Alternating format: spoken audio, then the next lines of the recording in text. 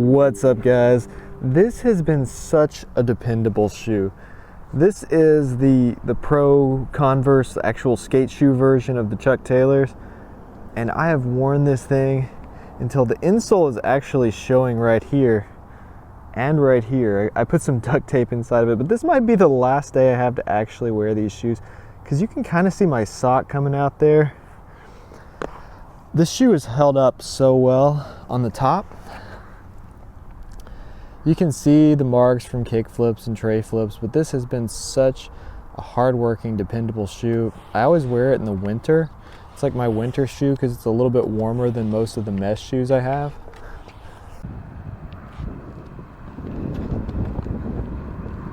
How many people are walking in the mud here? So this isn't the most technical shoe. There's not a ton of technology in this shoe, but it is a very dependable shoe. If you want something for winter that's suede and warm and really holds up for a while, it is a great shoe.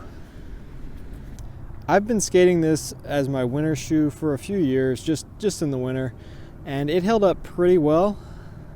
I have torn pairs of these up really quick before in the past. I like the grip, I like how thin it is. I really do like the flick. I hated the flick at first when I first started wearing Converse. I couldn't get used to it, but now, once it wears down and it's kind of smooth here, it's really a great shoe for kickflips. For some reason, on my switch foot, I ripped the whole side out of this immediately just by doing a few tricks switch, because I really don't do a lot switch. As you can see from like the flick, I don't do a whole lot switch, but I did rip that really quick for some reason. So maybe this side was defective in some way. Those Lunarlon insoles that come in these shoes, they're serious insoles. They absorb a lot of shock. The footprint is probably a little bit better, but for me, it's hard to notice, especially in the winter, because in the winter, footprint insoles get kind of hard and stiff, and they kind of feel worse for me. And those Lunarlon insoles still absorb all the impact. They're still really soft. Footprint insoles feel better for me in summer or like really hot weather. So just like anything, once you get used to it, it just works. And once you get used to the flick and Chuck Taylors, it feels normal and everything else feels weird. It's definitely a different kind of skate shoe, but they definitely do work for all different kinds of skating, flat ground, ramps, rails, all kinds of stuff. It is a pretty good all-around shoe, and you really can't go wrong with this shoe.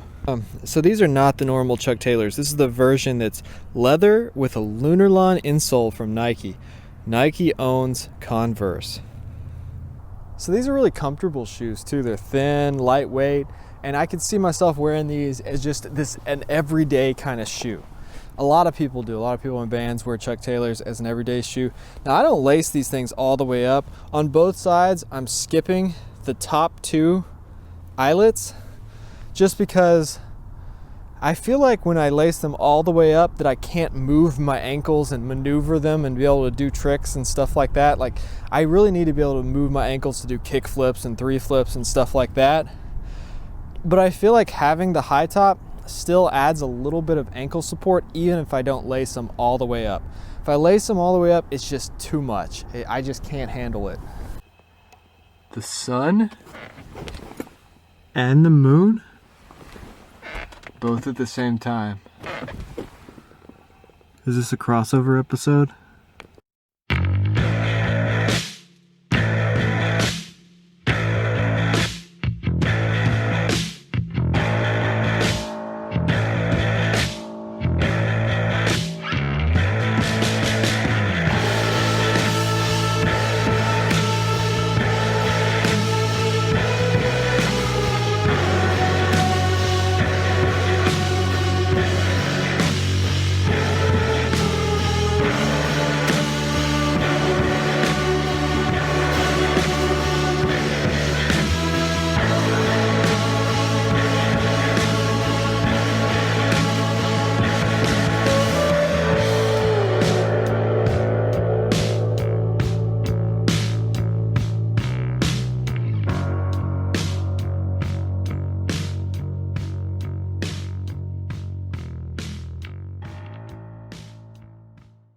So I really hope you guys enjoyed this video. If you like this kind of content, reviews, tutorials, and videos about what I'm learning as I grow as a skateboarder, hit that subscribe button, and thanks for watching.